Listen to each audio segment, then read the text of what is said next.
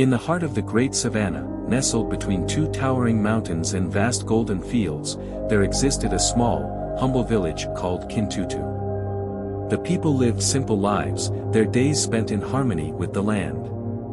They harvested crops, raised cattle, and maintained a deep connection to the earth, believing that all things, from the smallest pebble to the tallest tree, had a spirit that must be respected.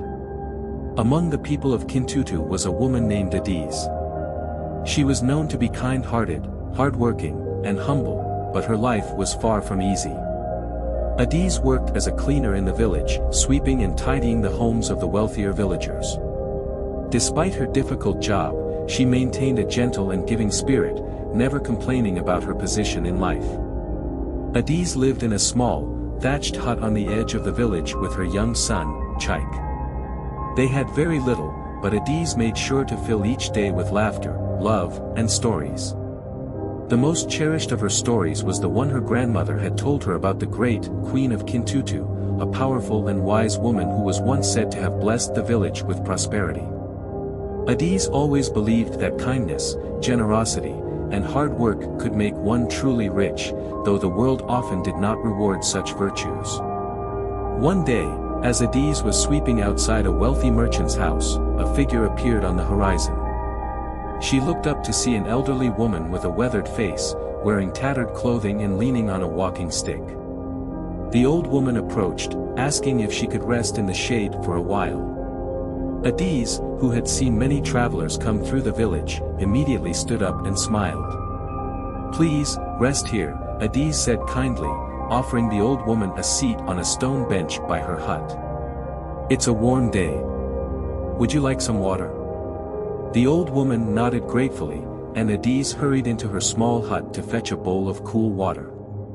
As she handed it to the old woman, their eyes met, and Adiz saw something that moved her deeply, a sadness in the old woman's eyes, a sadness that mirrored her own at times. "Thank you, dear," the old woman said, her voice raspy. "You are a kind soul. Not many would offer help to an old woman like me." Adiz smiled gently. "In this village, we take care of one another," she replied. "I believe that kindness is what binds us all." The old woman smiled warmly, then sighed deeply. "You speak truth, child. But the world is not always kind, is it?" Adiz paused, her broom still in her hands. "No," she said softly, "but I still believe kindness is the greatest treasure." The old woman's eyes twinkled, and for a moment, it seemed as if time had slowed. "You are wise beyond your years, Adiz. Perhaps you will see your kindness return to you one day in ways you cannot yet imagine." Adiz smiled and nodded, feeling a sense of peace in the old woman's words. As the sun began to set, the old woman stood, shaking out her stiff legs. "Thank you for your kindness, child," she said again. "I must be on my way, but I shall not forget you." With that, the old woman turned and walked off into the dusk, leaving Adiz standing there, wondering about the strange encounter. Little did she know, this moment would change her life forever. Days passed, and Adiz returned to her routine. She continued to clean and care for the homes of the village's wealthier residents, always making sure to take care of her son, Chaik. Though life was hard, she remained hopeful, always thinking of the day her hard work might bear fruit. One bright morning, as Adiz was sweeping the steps of the village's grandest home, a carriage pulled up before her. It was unlike any carriage she had ever seen, grand, ornate, with polished wheels and the emblem of a great company emblazoned on the side. A man stepped out, dressed in fine clothes. "Excuse me," the man called. "Are you Adiz?" Adiz stopped, startled. She had never been addressed so formally. "Yes, I am Adiz," she said, unsure of what this stranger wanted. The man looked her over, his expression unreadable. "I come on behalf of the great CEO of Kintutu, Mr. Obina. He has heard of your kindness and wishes to meet you. Please, come with me." Adiz felt her heart race. "The CEO?" she whispered, her hands trembling. "But, why?" The man smiled softly. Mr. Obina has a request. You are to come to his mansion immediately. He insists. Adiz was taken aback. She had no idea why someone so important would want to meet a poor cleaner like her. But her curiosity was piqued, and with a hesitant glance at her son, she followed the man. As Adiz stepped into the grand mansion, she was struck by its size and opulence. The marble floors shone beneath her feet, and golden chandeliers hung from the high ceilings. She was led into a large sitting room, where an imposing man sat behind a massive desk. "Welcome, Adiz," the man said, standing to greet her. His voice was warm but authoritative. "I am Obina, the CEO of Kintutu Enterprises. It is an honor to meet you." Adiz bowed her head respectfully. I do not understand, sir. Why have you summoned me here?" Obina smiled, his eyes glinting with a mixture of amusement and something deeper. "You may not know it yet, but you have already helped me more than you can imagine." Before Adiz could respond, the door opened, and a familiar figure stepped into the room, the old woman she had helped days before. Adiz gasped. The woman was no longer dressed in tattered clothing. She was wearing a beautiful gown, her silver hair styled elegantly, and a crown rested lightly on her head.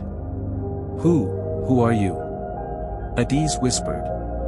The old woman smiled and took a step forward. "My name is Igioma, and I am the mother of Mr. Obina.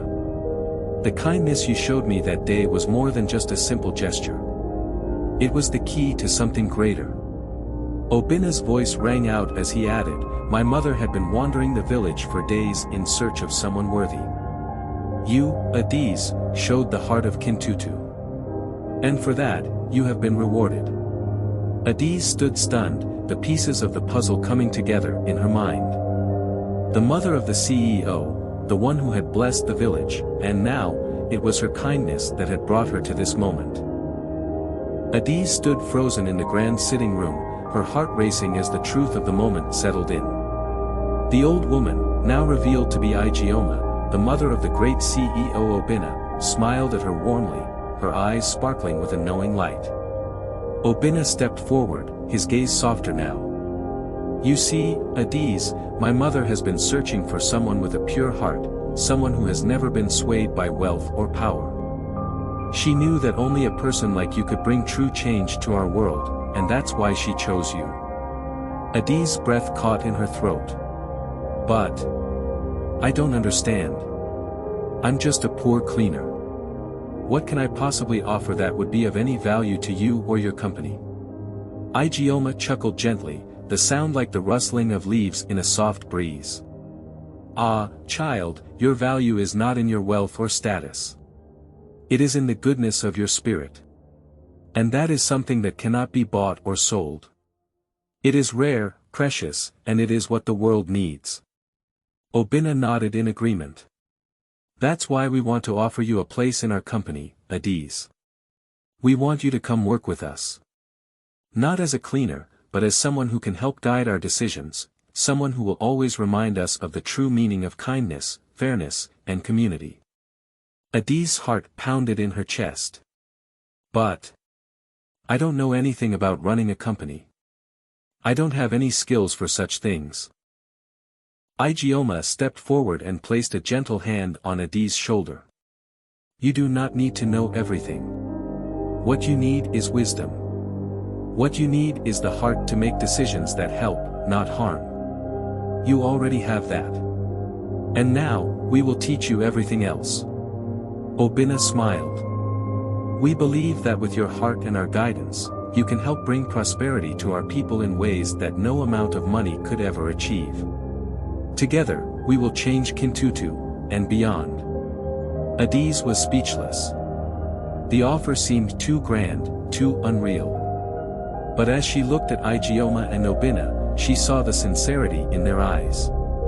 She felt a warmth deep within her, the warmth of knowing that her life, which had seemed so small and insignificant, was about to take a turn that could change everything. And with that realization came a new responsibility, one that she could not ignore.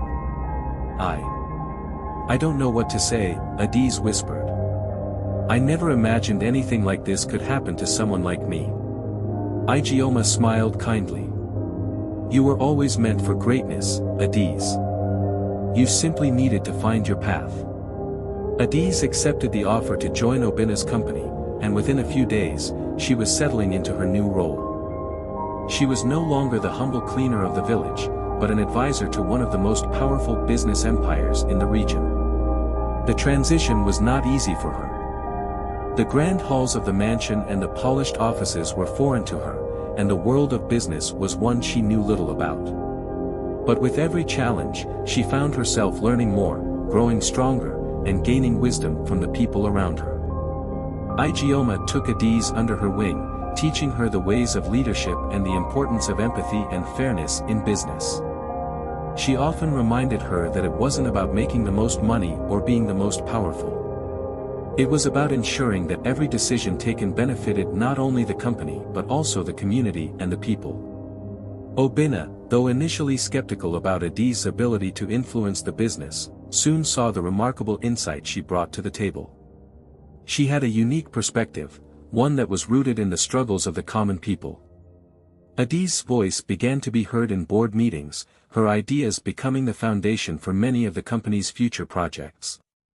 She advocated for local farmers, small business owners, and the community's education system, ensuring that prosperity was shared. As weeks turned into months, the company's relationship with the village transformed. Obina and Ijeoma were surprised by the success of the programs Adiz had proposed. The wealth generated by the company was no longer hoarded by a few, it was spread among the people, creating new opportunities for them. Farms flourished, schools were built, and healthcare became more accessible. Kintutu, the village that had once struggled, began to thrive. But amidst all the changes, Adiz remained grounded in her humble beginnings. She would still visit the village often, helping her neighbors, and reminding them of the importance of kindness. Her relationship with the villagers grew deeper, and they came to view her not only as a leader but also as a protector of their values.